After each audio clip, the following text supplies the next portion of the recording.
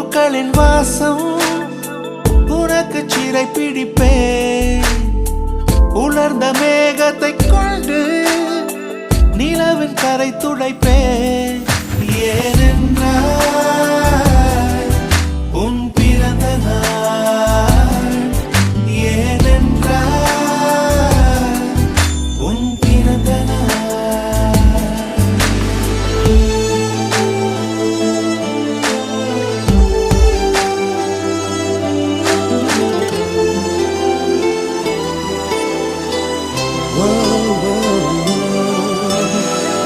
கிளை ஒன்றில் மேடை அமைத்து ஒளி வாங்கி கையில் கொடுத்து பறவைகளை பாடச் செய்வேன். இலையெல்லாம் கைகள் தட்ட அதில் வெல்லும் பறவை ஒன்றை உன் காதில்